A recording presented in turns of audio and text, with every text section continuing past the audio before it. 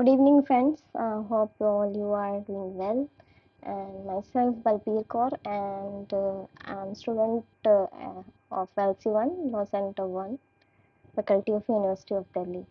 And first of all, I would like to thank Sultan for giving me an option for speaking on this platform.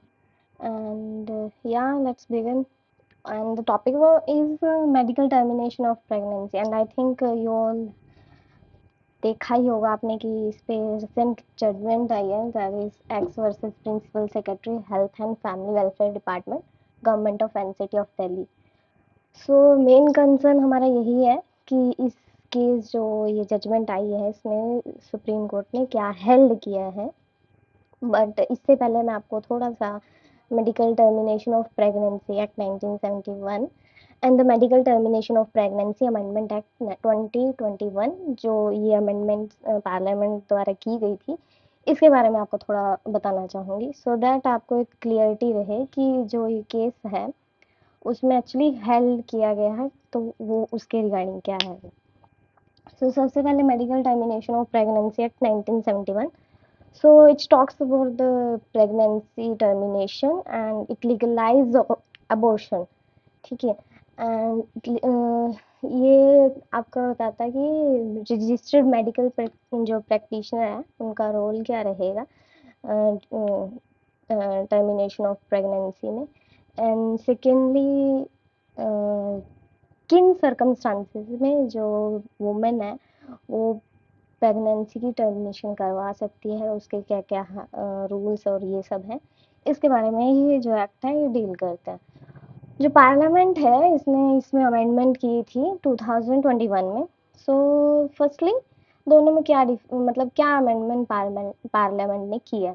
सो जो MTP act original act है आपका, सो उसमें जो time period है, sorry,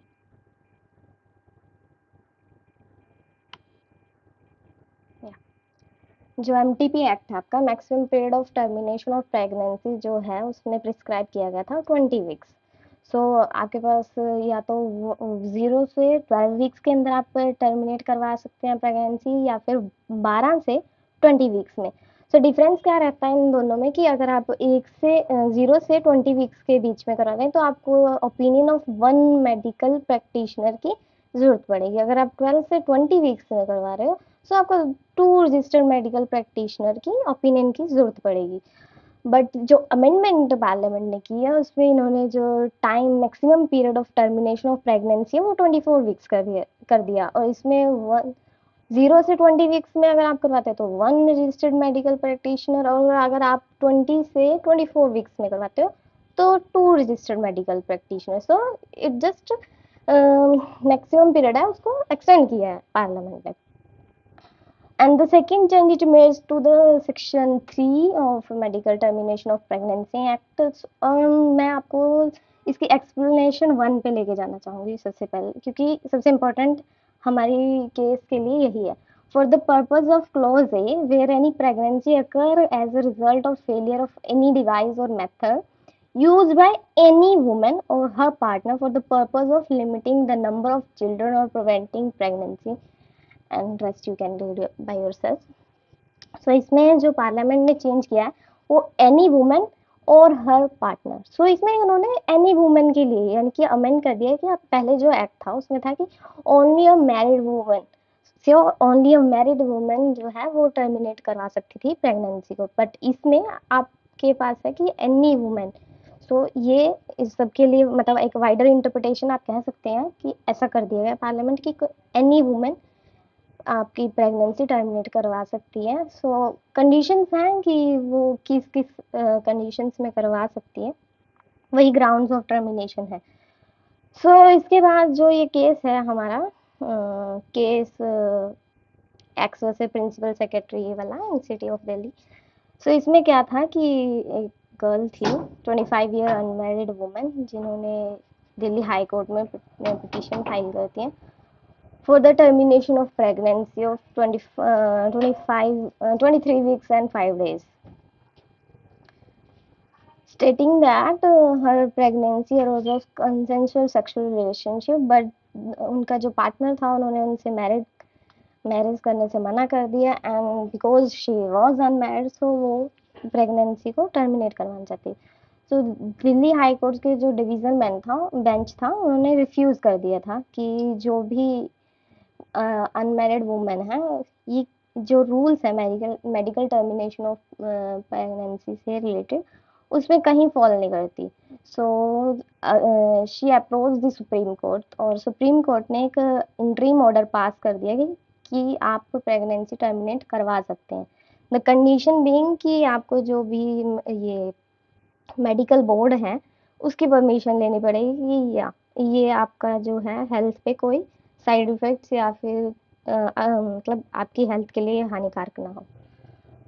सो इसमें जो आपका 3B rules of medical termination of pregnancy के हैं, इसमें ये दिया गया है कि कौन कौन सी जो वुमेन है वो आपका मेडिकल टर्मिनेशन ऑफ प्रेगनेंसी करवा सकते हैं, जिसमें कि सबसे पहले आता है सर्वाइवर्स ऑफ सेक्सुअल असॉल्ट और रेप और incest minors change of marital status during the ongoing pregnancy, and ये सभी लिस्टेड हैं इसमें जो वुमेन्स हैं वो टर्मिनेट करवा सकती हैं प्रेगनेंसी। ठीक है, तो इसमें कोर्ट जो जजमेंट आई है उसमें हेल्ड किया है कि जो अनमैरिड वुमेन है वो इंटाइटल टू सीक एबॉर्शन है, और ये कहा है कि unmarried women and married women दोनों में डिफ्रेंशिएट करना ये अनकॉन्स्टिट्यूशन है, against the article 14 of Indian constitution and that talks about the right to equality.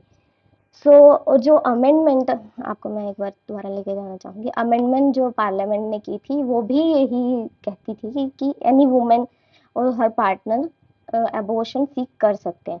So prima फेसा ये इन फेवर ऑफ लेजिस्लेशन ही है कि जो अमेंडमेंट है वो भी यही बोलती है कि आप जो टर्मिनेशन ऑफ प्रेगनेंसी है वो सीक कर सकते हैं। सो इट इज़ इन मतलब लेजिस्लेशन के अकॉर्डिंग ही है।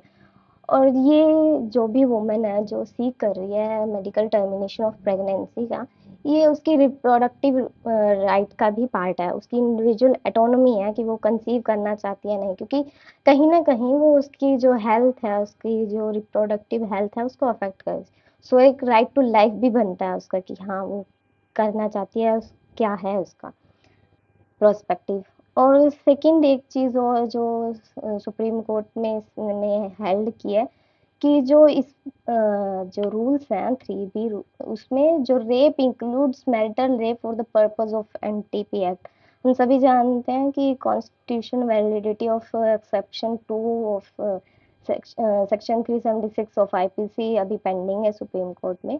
सो कोर्ट ने उसके रिगार्डिंग तो कुछ नहीं कहा, बट या अगर आप एमटीपी एक्ट में प्रेगनेंसी का टर्मिनेशन सीख कर रहे हैं एंड जो वुमेन है मैरिड वुमेन है उसके ऊपर फोर्सफुल सेक्सुअल रिलेशनशिप था एंड उससे वो कंसीव हुआ, तो उस एक्ट में जो ये आपका 3B का फर्स्ट ए क्लॉज है, इसमें जो सर्वाइवर्स ऑफ सेक्सुअल असॉल्ट और रेप और इंसेस्ट इसमें इंक्लूड किया जाएगा जो भी वुमेन के ऊपर, जो मैरिड वुमेन है उसके ऊपर कोई फोर्सफुल सेक्सुअल एक्ट होता है या फिर जिससे वो कंसीव करती है, तो वो इसमें इंक्लूड होएगा और वो भी टर्मिनेशन ऑफ प्रेगनेंसी सीख कर सकती है।